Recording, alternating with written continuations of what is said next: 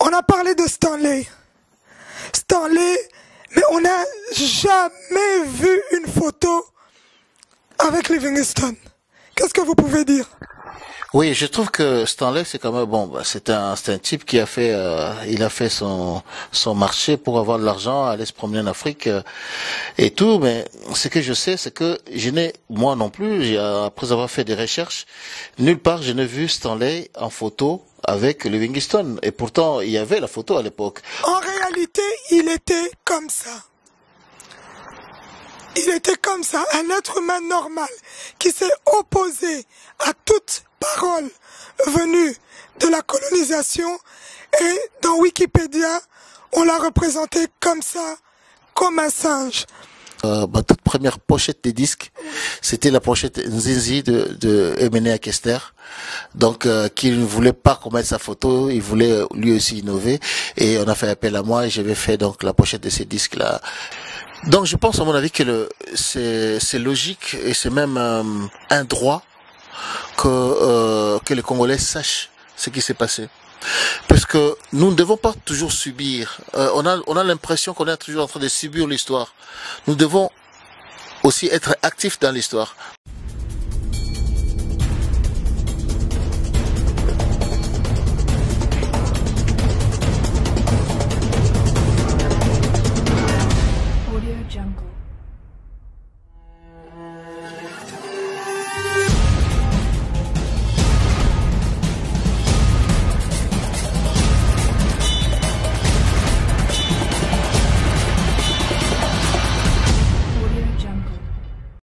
Yo, what's up, salut mes frères, mes sœurs, c'est Leki, shout out to congoyasika1.com, the site to be. Sur le net, c'est ici qu'il faut être. Congo.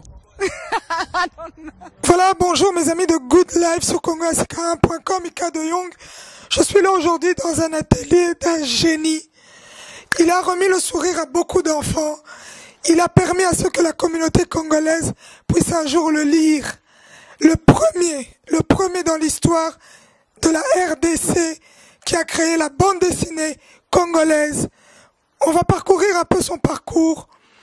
Il vient de sortir une de ses bandes dessinées. On dit vraiment l'excellence.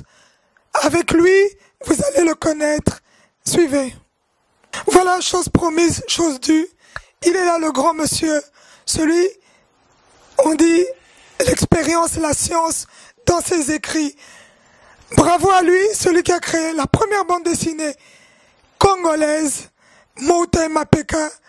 À toutes ces personnes à qui je dédie cette émission, toutes ces personnes qui ont demandé vraiment de chercher un patrimoine congolais, Monsieur Barli Barouti. Bonjour. Bonjour Rika. Mais avant d'aller plus loin, je vais quand même rectifier certaines choses. Avant moi, il y avait mes aînés qui ont fait aussi de la bande dessinée. Je parlerai ici de Mongo Sissé, de Mongita et d'autres personnes qui ont fait.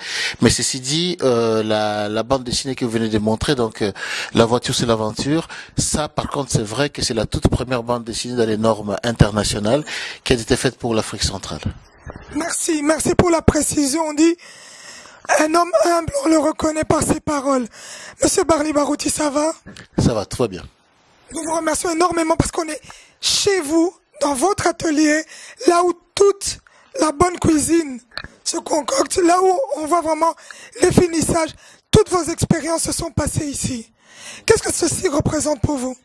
Bon, un lieu de travail, c'est tout. Je pense que comme un menuisier, il a besoin de sa menuiserie, voilà quoi. Moi, je suis là, j'ai besoin de tout ce qu'il y a comme ramdam autour de moi, tout ce qu'il y a comme excusez-moi les termes, foutoir là quoi. Il y a un peu de tout, mais j'ai besoin de ça parce que c'est là-dedans que j'arrive à puiser toute ma force, toute ma documentation, mes recherches, et voilà, c'est pour ça qu'il y a tout ça quoi. Et qui est monsieur Barli Barouti? Moi je vous connais, mais il y a certaines personnes qui aimeraient bien vraiment faire connaissance avec vous. Ok, Barli Barouti d'abord, pourquoi le nom de Barli? Barli vient de, mon nom c'est Barouti Kandolo Lilela. Et Barli vient de Barouti et de Lilela, dans la contraction de ces deux mots. Barouti et Lilela, ça fait Barli. Je suis auteur de bande dessinée. Disons que si je devais me résumer en 2 mots, je dirais que je suis artiste dans le large sens du terme, parce que j'ai fait de la bande dessinée, j'ai fait de la musique, j'ai fait de la peinture, et en plus de ça, je suis ce qu'on peut nommer un opérateur culturel. Ça veut dire que je m'occupe aussi beaucoup dans le monde associatif. Mais d'où est venu cet amour de pouvoir écrire? D'abord la famille, parce que mon père étant peintre lui-même et aussi un peu musicien, moi j'ai grandi un peu dans cette famille, donc ça vient plutôt de là, parce que je n'ai pas fait d'école d'art, j'ai plutôt fait la pédagogie, donc les arts c'est plutôt de l'intérieur à partir de mes parents. Oui. En tout cas, bravo aux parents de Monsieur Barley Baroudi, parce que le fruit qui a été là, il nous a amené beaucoup de plaisir. Moi, je peux dire haut et fort, ça a bercé mon enfance. Pour moi, c'est ma première bande dessinée africaine. Pourquoi avoir choisi Mouta et Mapeka? Ces prénoms-là, c'est vraiment typique congolais. On doit d'abord savoir, Mouta, chez nous, c'est toujours un peu péjoratif. On parle de quelqu'un qui vient du village, donc on l'appelle Mouta. Et Mapeka, c'est toujours cette même personne, mais en fait, Mapeka ici, je l'ai pris dans l'essence, comme on le sait, Paul, mais c'est plutôt, c'est plutôt le citadin. Donc, d'un côté, on a les citadins qui croient tout savoir, et de l'autre côté, il y a celui qui vient du village, qui a aussi son mot à dire, qui a aussi des choses à amener, et ça fait un peu les deux là, je pense qu'ils sont complémentaires. C'est pour ça que j'ai tenu absolument à les faire. Et le contenu de cette bande dessinée? Oh, la première bande dessinée, La voiture c'est l'aventure, c'était une histoire assez simple. Je voulais montrer tout simplement que, au-delà de bien qu'on a, je crois que ce qu'on a le plus c'est à l'intérieur.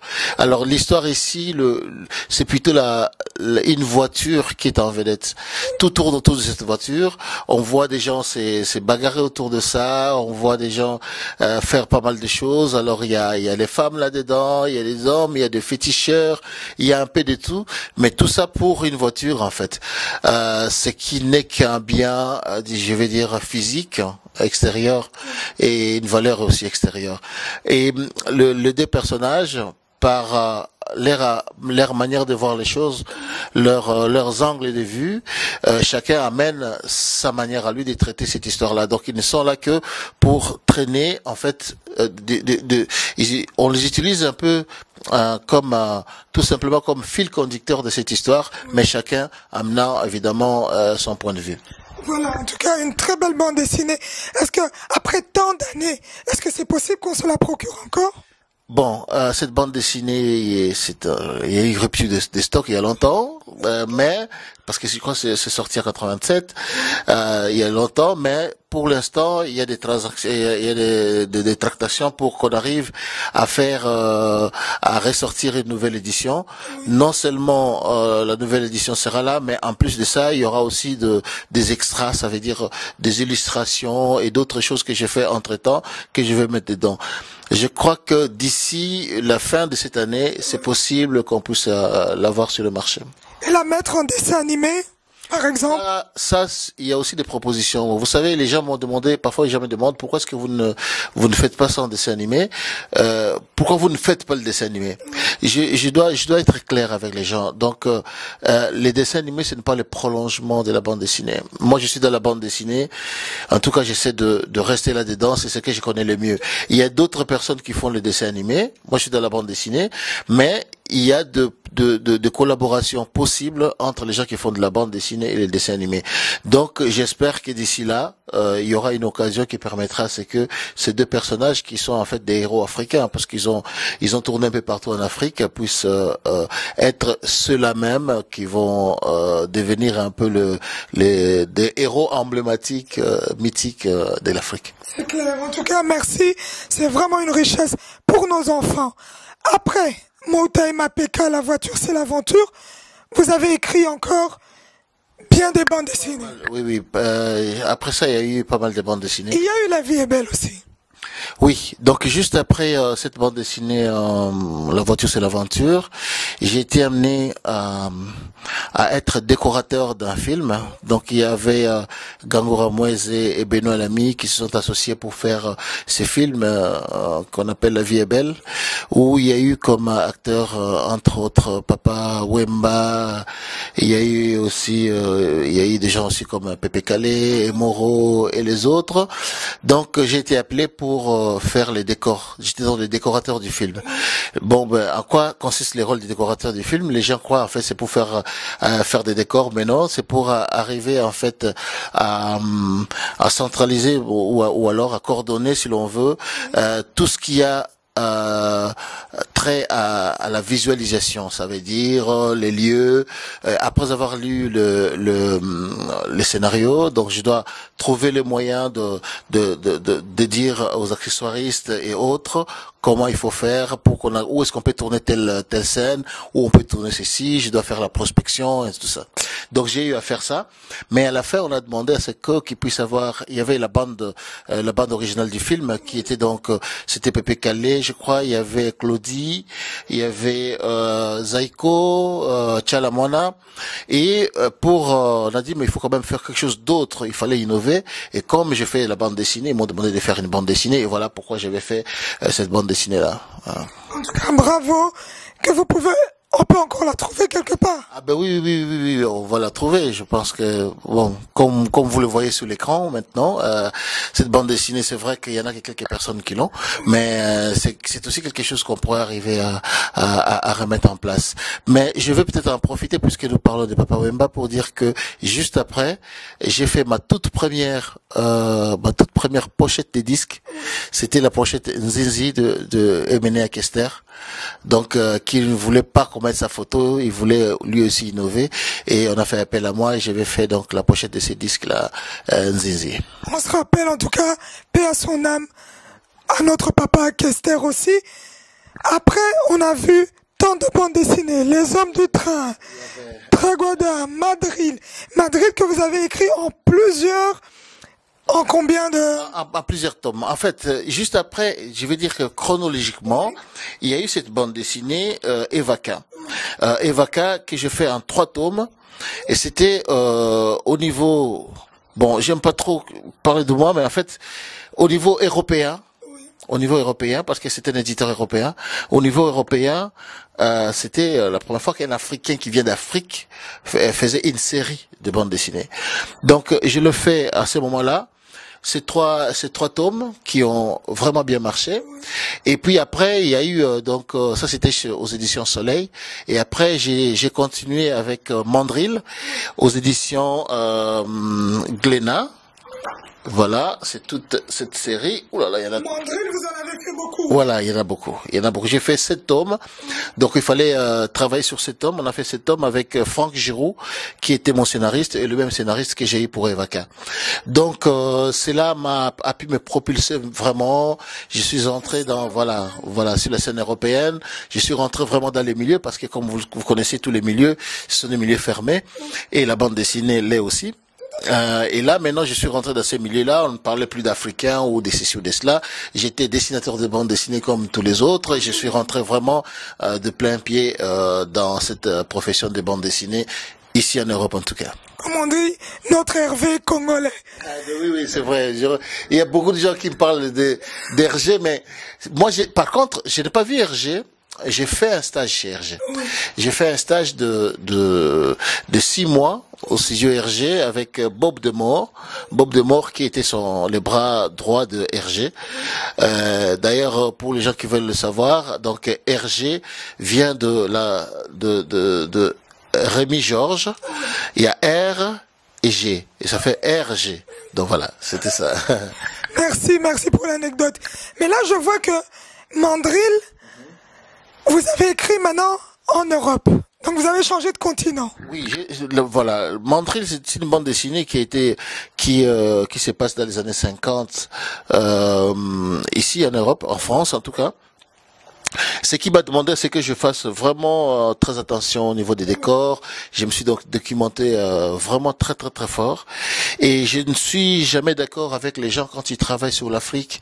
Au lieu de faire les décors africains, ils se disent bon, ça n'a pas d'importance. Ils prennent des décors de l'Inde ou des Antilles et tout ça. Alors que quand vous travaillez sur un pays, même si vous ne connaissez pas bien les pays, il faut bien vous documenter. C'est ce que moi je fais. C'était aussi un signe de respect par rapport aux gens qui y vivent. Donc j'ai fait cette bande dessinée Mandrill en tenant compte évidemment de tous ces aléas-là. Ok, merci. Après on voit Chukusuma. Chukusuma, c'est en Afrique encore. C'est en Afrique.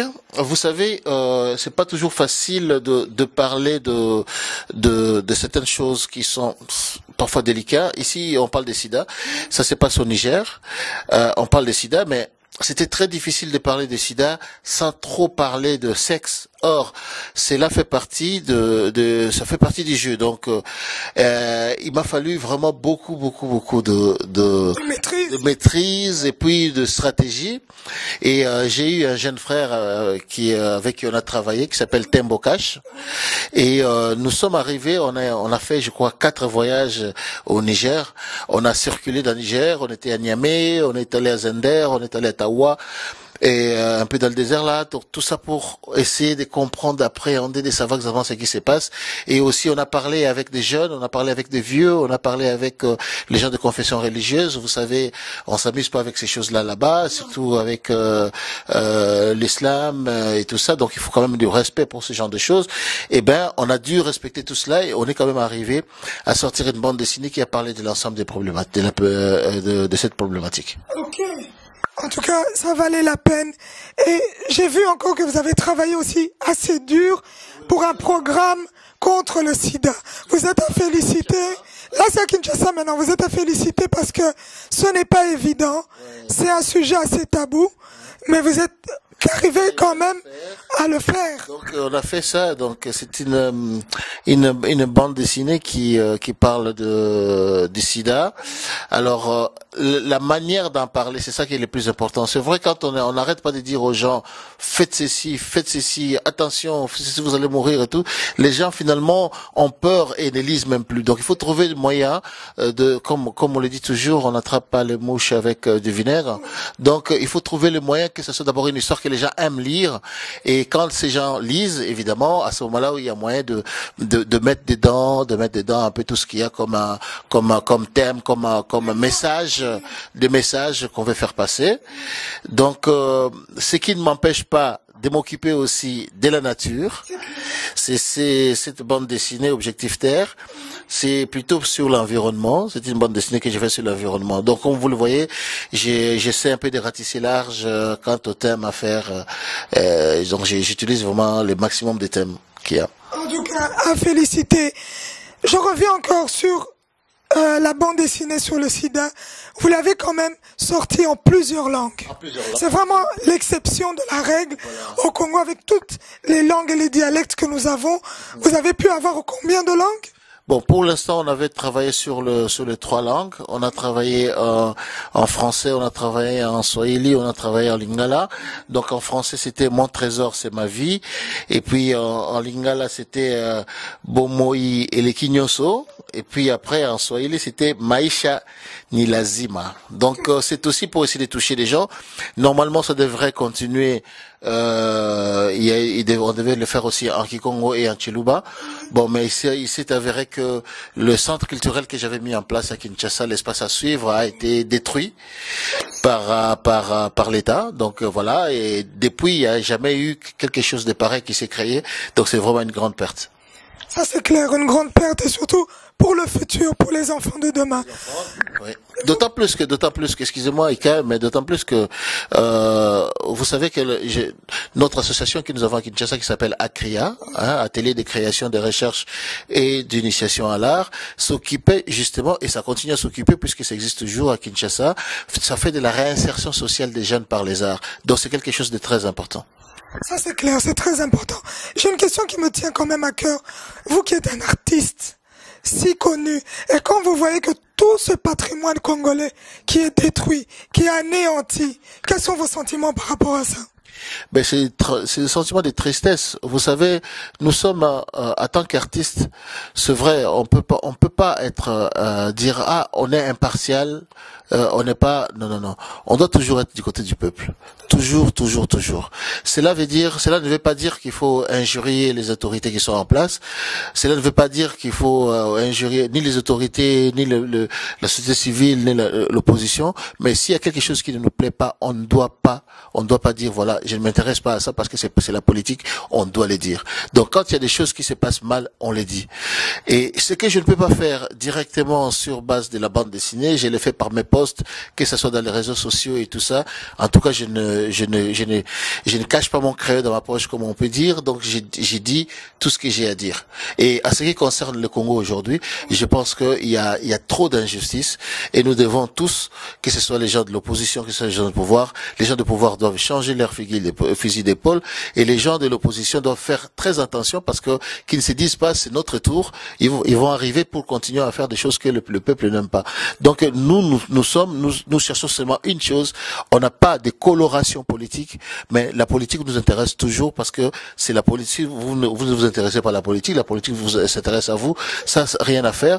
Donc nous tout ce que nous sommes vraiment l'église au milieu du village, mais cela ne veut pas dire que nous devons voir, on doit mettre les fous et les gentils dans le même panier, non. Il faut vraiment arriver à faire la différence et surtout à dire nous sommes tous des Congolais, il faut que le Congo avance. Voilà. C'est clair, un bon message. Nous sommes tous des Congolais, il faut que le Congo avance.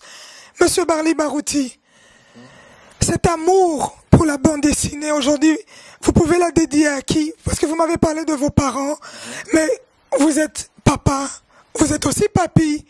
Et aujourd'hui, cet amour de la lecture, cet amour de la bande dessinée, si vous pouvez la dédier à quelqu'un, vous la dédierez à qui? Mon amour pour la bande dessinée, je veux dire que tout ce que je suis en train de faire aujourd'hui, je crois que nous sommes une grande famille. Si je dois le dédier à quelqu'un, ce serait à la jeunesse congolaise en particulier et africaine en général. Parce que je crois à mon avis que la bande dessinée a des beaux jours devant soi, pour la simple et bonne raison que vous savez que dans nos sociétés, on était plutôt d'obédience, disons des traditions orales, alors qu'aujourd'hui c'est l'écrit qui est vraiment devant, et nous devons penser à la mondialisation.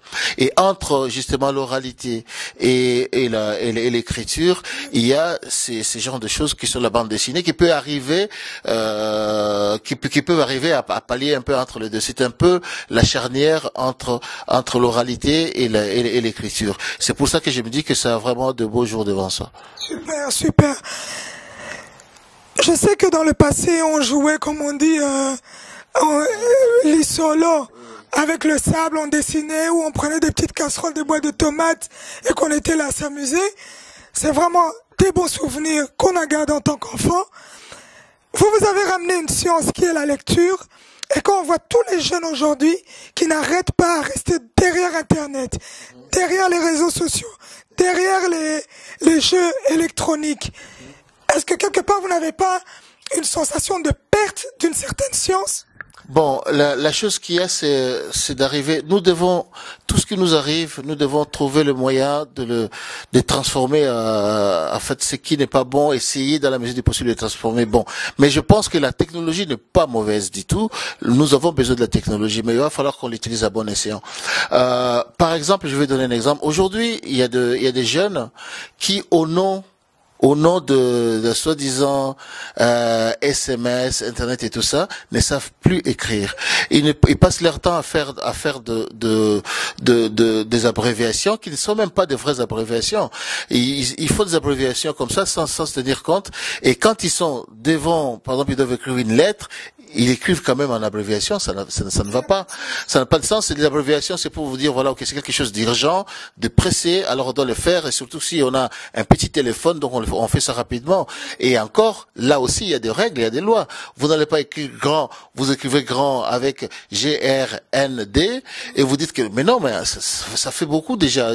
Autant mettre le deux lettres qui manquent. Donc, il y a des gens qui croient, en fait, qu'ils essaient de progresser en devenant de plus en plus abrutis. Et ça ne va pas. On doit utiliser. Aujourd'hui, nous avons une chance extraordinaire. Les gens perdent beaucoup d'argent en Afrique pour s'appeler entre eux avec les téléphones qui coûtent quand même assez cher.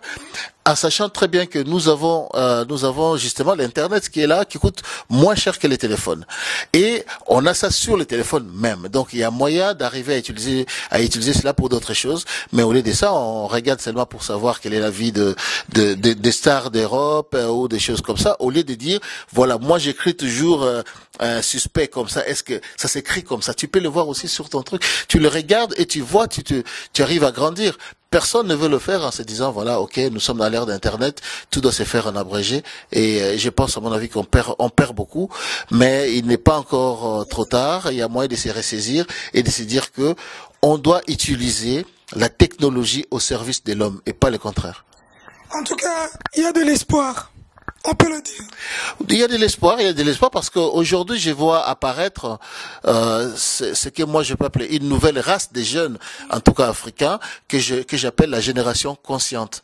C'est cette génération qui se veut que il y a des jeunes de 25 ans, de 26 ans qui sont déjà des grands entrepreneurs et qui s'occupent de choses vraiment importantes au lieu de se dire seulement ok, je veux bien m'habiller chichement, qu'est-ce que je veux dire, d'une manière chic, bien sûr, mais ce n'est pas une raison pour que je passe tout mon temps qu'à ça, au lieu de m'occuper de savoir déjà comment je fais pour avoir l'argent pour m'acheter tout ce que j'ai. Donc, cette histoire de SAP et tout ça, c'est des choses qui peuvent exister, il n'y a aucun problème. Mais qu'on mette d'abord en avant le moyen qui fait on vive dans ces mondes. Et pour vivre, il n'y a rien à faire, il faut travailler. Et travailler, ça demande de la persévérance. Et pas toujours avoir des résultats au premier. Et quand vous avez une route où vous avez des résultats très facilement, arrêtez-vous, essayez de voir s'il n'y a pas quelque chose qui cloche, parce que ce n'est pas possible. Il faut vraiment endurer, persévérer, parce que dans toute réussite, dans les 100% des réussites, il y a peut-être 20% de talent, mais les 80%, c'est la persévérance, c'est le travail, c'est la transpiration, ainsi de suite. Un beau message à suivre. On va rentrer vraiment dans le but du sujet. Votre nouveau bébé. Il y a un nouveau bébé qui est né il n'y a pas longtemps, et qui n'arrête pas de cartonner. Partout où on passe, il n'y en a presque plus. Parce que vraiment là, vous avez frappé très fort. Et on va en parler maintenant. Comme vous voyez, voilà le beau bébé. On l'appelle Madame Livingstone. Une des réussites de Monsieur Barli Barouti. Il nous a accueillis chez lui, dans son bureau, dans son atelier. Là où il a commencé à griffonner vraiment chaque jour. Toubadelo essaie de nous prendre cette merveille. Chaque jour, il a commencé petit à petit à mettre de la couleur après ses dessins et à s'orienter, à créer des idées. Et l'excellence est là. Madame Livingstone est là. Check. Voilà, Madame Livingstone, Monsieur Barouti, en tout cas, félicitations. Merci. En tout cas, là, dites-moi un peu. Madame Livingstone, pourquoi ce titre? Le titre Madame Livingstone, vous savez, quand on fait une bande dessinée, n'importe quel livre, il faut avoir toujours des titres chocs qui puissent pousser les gens à se dire justement pourquoi on a fait ça. Et là, les titres Madame Livingstone, il y a un sous-titre qui est Congo la Grande Guerre. C'est une histoire qui se passe dans les années 14-18, entre 14-18. Et contrairement à ce que tout le monde s'attend ici, puisque maintenant, comme on est en train de commémorer le 100e anniversaire de la guerre de 14-18, nous, on le fait à partir d'un autre point de vue, un autre point de vue, excusez-moi, qui part plutôt du Congo. Et les choses se passent au départ, en tout cas, à Albertville, qu'on appelle aujourd'hui Kalemie, et c'est à partir de là que les choses commencent, et on montre comment deux personnages, un monsieur qui s'appelle Livingstone, un médecin qui s'avère, il veut, en tout cas lui il déclare qu'il est le fils de David Livingstone, le docteur qu'on connaît, et il y a monsieur Mercier, Gaston Mercier, qui est lui un officier belge qui est venu pour combattre justement les Allemands. Comme vous le savez, quand ça bardait ici, déjà à partir des années 14, quand ça bardait ici déjà, normalement, ça ne concernait pas les gens qui étaient en dehors de l'Europe. Mais qu'est-ce qui s'est passé? Il s'est passé que les Allemands, qui occupaient déjà des colonies dans ce qu'on appelait l'Ouest allemand, l'Est allemand africain. Ça veut dire la Tanzanie, le Rwanda, Burundi, voilà, tout ça était entre les mains il y a aussi au Cameroun aussi un peu. Tout ça était entre les mains des Allemands. Et un peu plus haut, ça c'est après dans les années 40 plutôt, un peu plus haut, il y avait des Italiens qui sont entrés, qui étaient donc du côté des Allemands. Alors là, il y avait en Abyssinie. Abyssinie, c'est ce qu'on appelle aujourd'hui Éthiopie. Et c'est comme ça que cette bande dessinée va un peu au-delà d'une simple bande dessinée. Ça va un peu au-delà puisque ça parle vraiment de notre histoire, de l'histoire commune qu'il y a entre les Belges et les Congolais, puisqu'ils étaient du même côté pour se battre contre les Allemands. Et que nous regrettons aujourd'hui qu'on parle plus de ce qui s'est passé ici en Europe. On oublie de parler de l'effort qu'avait fait la force publique, donc belgo-congolaise, pour justement libérer le monde du nazisme. En tout cas, mais il y a une question qui me tient quand même à cœur. Pourquoi est-ce que vous faites un pas en arrière dans la colonisation? Il n'y a pas de pas en arrière. Dans votre histoire, oui. Pourquoi ne pas parler du présent, mais vous rentrez quand même sur la colonisation, oui. Apprendre à nos enfants par où ils sont passés? Mais oui, la colonisation, vous savez, chaque histoire doit être dite. Et que nous, je pense que des gens comme Lumumba, Kwame Nkrumah ou d'autres encore, Kenyatta plus récemment, on dit que l'histoire de l'Afrique sera racontée un jour par les Africains eux-mêmes. Et nous savons que jusqu'aujourd'hui, on a l'impression que quand on rencontre l'histoire, bien sûr, il y a beaucoup de choses qui sont vraies. Je ne dis pas qu'on est en train de mentir tout le temps, mais on ment peut-être par omission. De telle manière que on commence à se poser des questions si nous ne sommes pas dans le même cas. Si je prends cette métaphore, on n'est pas dans le même cas où on parle de la chasse et il n'y a que les chasseurs qui disent ce qu'il a fait. On n'entend jamais parler les gibiers. Peut-être que le gibier aussi a son mot à dire et qu'il s'est passé des choses autrement. Peut-être que les chasseurs à un moment a eu peur de gibier, il a fui et que le gibier l'a poursuivi. Ça, on ne le saura jamais parce qu'on n'entend que la même cloche.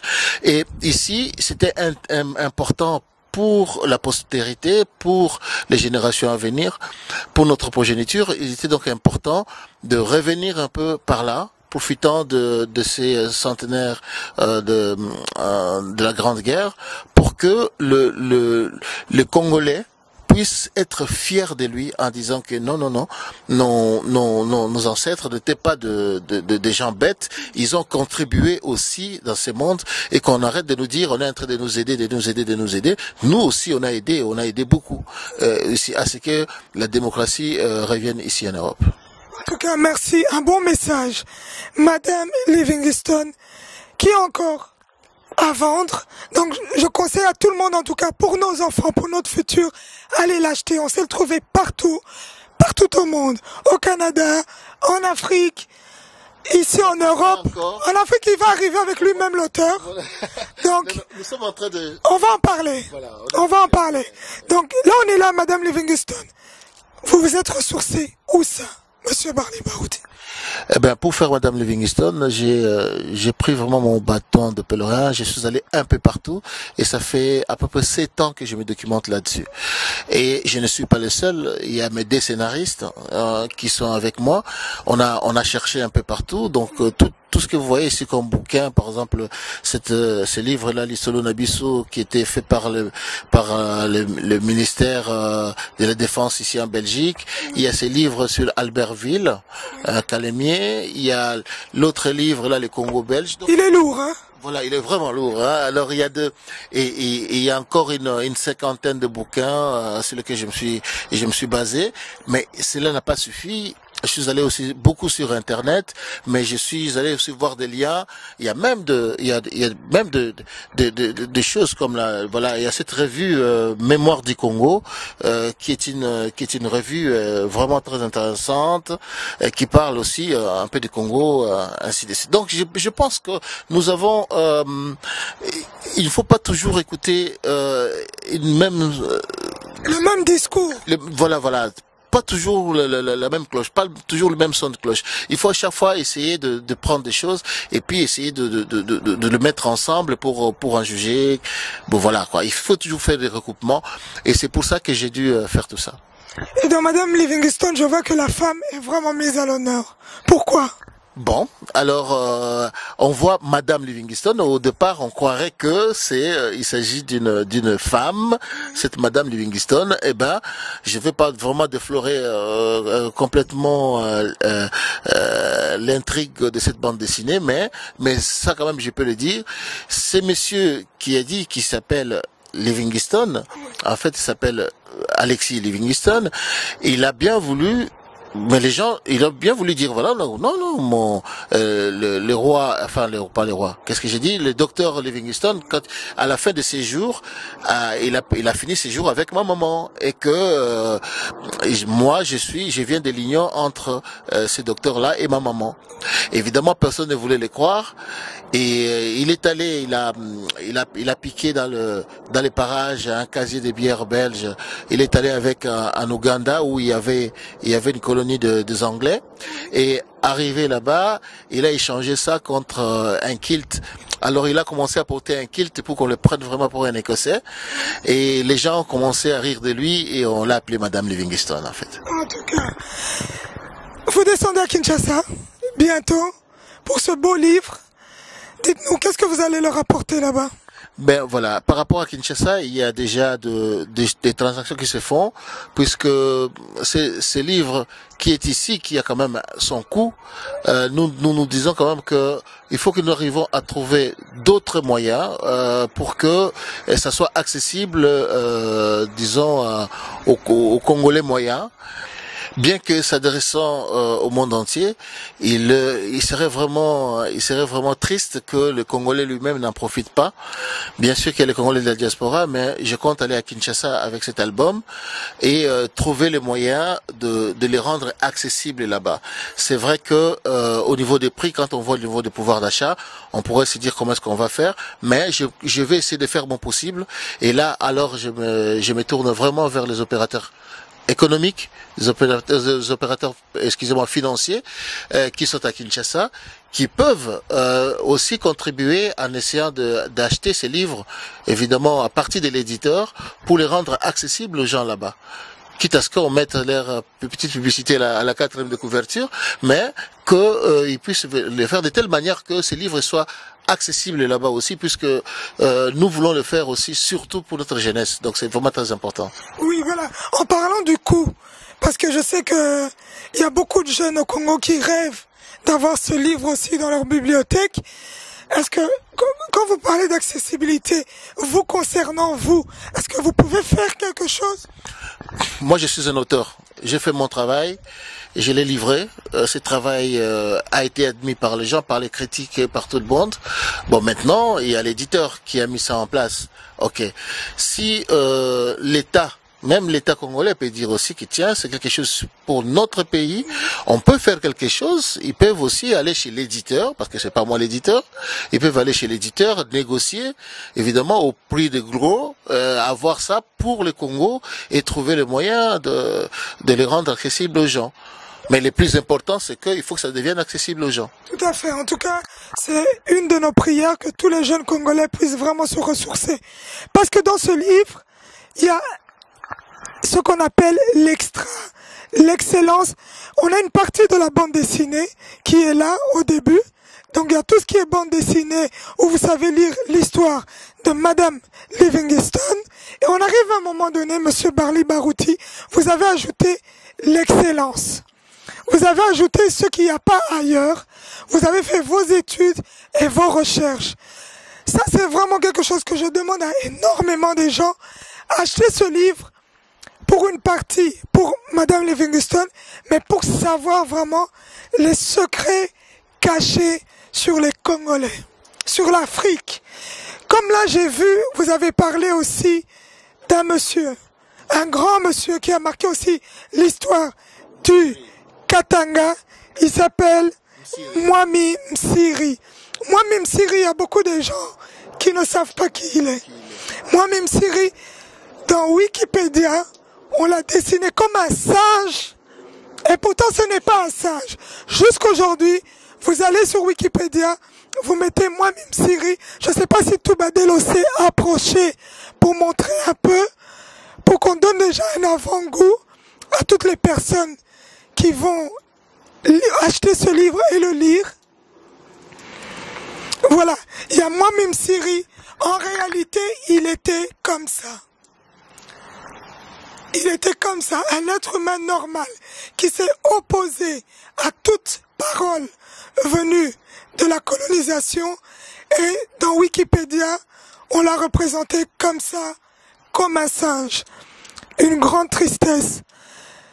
Mais là, en tout cas, bravo à M. Barli Barouti.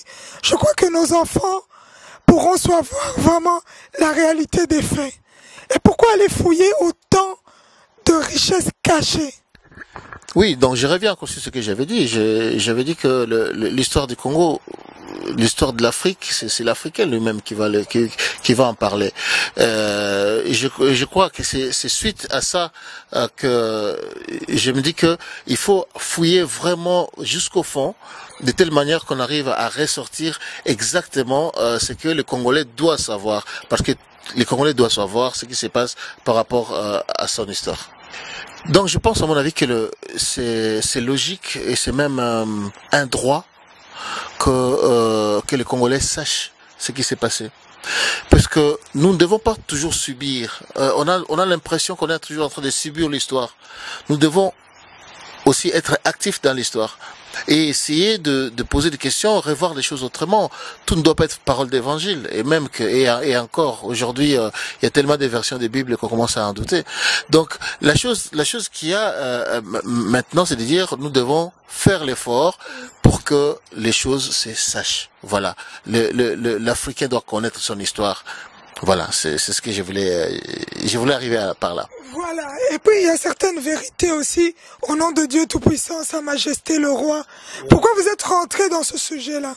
Ça, c'était important de montrer cet extrait des traités de Berlin, où justement les puissances occidentales ont préféré, ils se sont partagés l'Afrique comme un gâteau.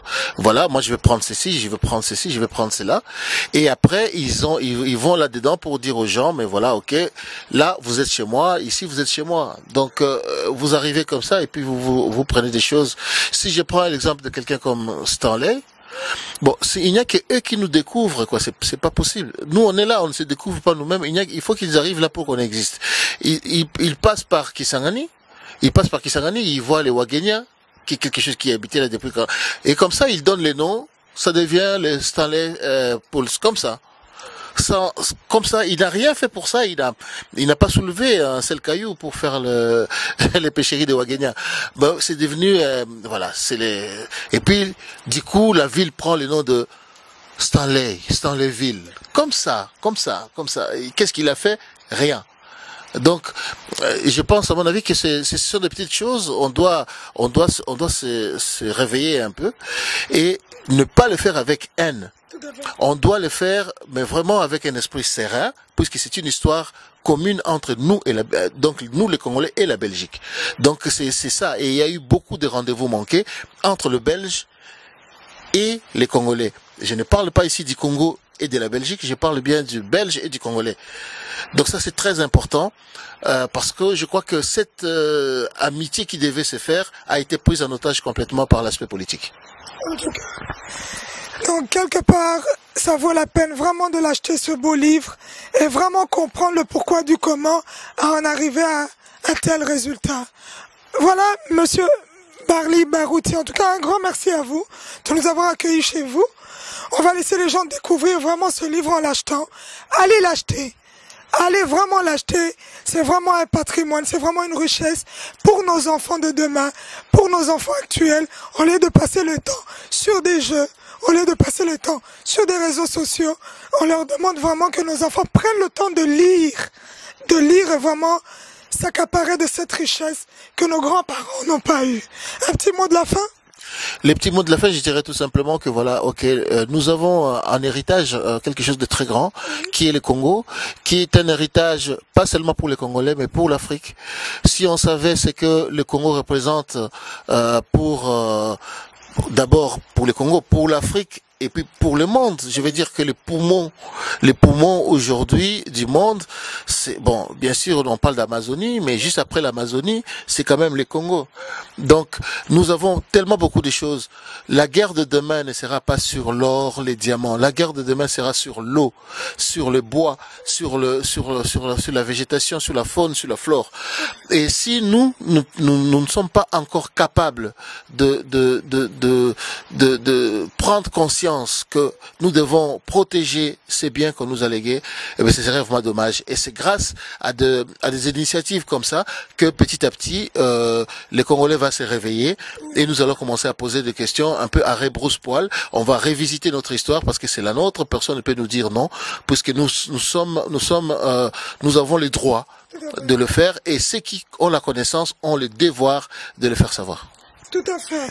En tout cas, tout a été résumé en quelques minutes, mais je crois qu'il y a un bagage intellectuel qui est là aussi. On remercie vraiment tous les auditeurs, on remercie vraiment tous les écrivains, tous les auteurs. Franchement, il y a du boulot là-dedans. On doit les encourager. Tous les écrivains africains, je n'oublie pas Momi Mbouzé, des Chroniques de l'Empire, tout aussi, à encourager. Et tous ces jeunes qui naissent aujourd'hui et qui veulent aussi apprendre cette science-là, de pouvoir communiquer le savoir à travers la lecture. Monsieur Barli Barouti, un petit mot, un remerciement aux gens qui vous aiment bien, parce qu'il y a beaucoup de gens qui m'ont demandé via les réseaux sociaux, on veut voir le monsieur qui nous laisse cette richesse, monsieur Barli Barouti. Ben, je peux seulement dire que je suis content que les choses se fassent dans ce sens-là. Je vous remercie d'abord de cette initiative qui arrive à donner aussi la parole aux Africains, de s'exprimer, de parler de ce qu'ils ont. En tout cas aux téléspectateurs qui nous regardent, à tout le monde, je ne peux dire que merci. Il faut rester toujours à l'écoute. J'ai l'occasion faisant les larrons, on était avec mon jeune frère Momi Mbouzé à Addis Abeba pour parler encore une fois toujours de cette culture qui peut sauver aujourd'hui l'Afrique, parce que avec la culture on ne peut pas tricher, ce sont de vraies richesses, et je vous demande tout simplement de nous soutenir et de faire attention à tout ce que nous faisons, puisque ça a vraiment son sens. Merci beaucoup. Merci.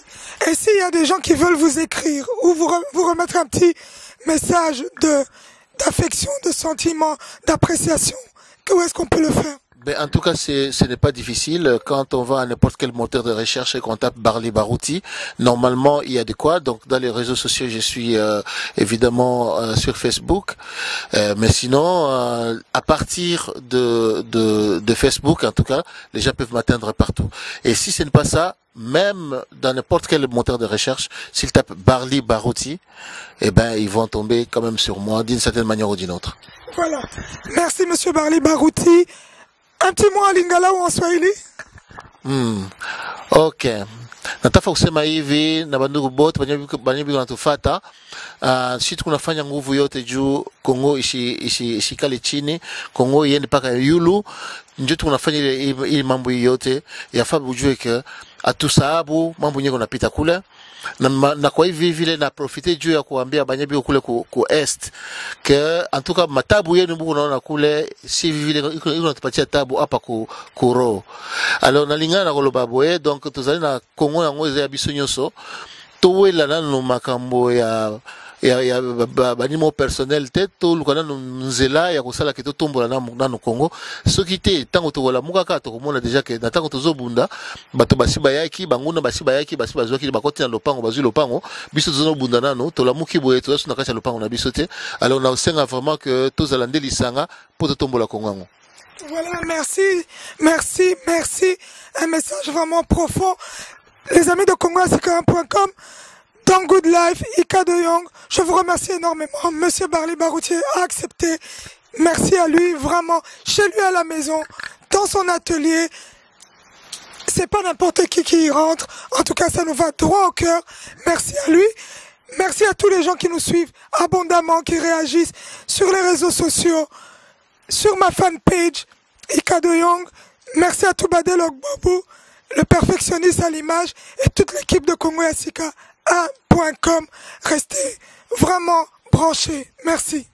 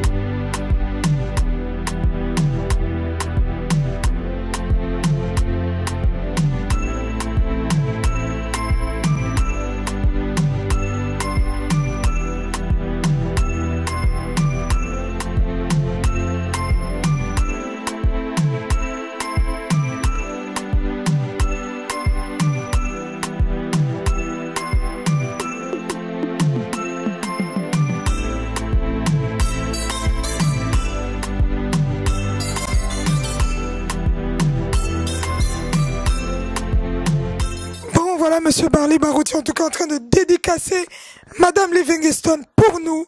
L'excellence, en tout cas, tous les amis de Good Life sur congoasika1.com, je vous le dédie aussi. Monsieur Barley Barouti, je sais que vous êtes vraiment un homme qui fouille.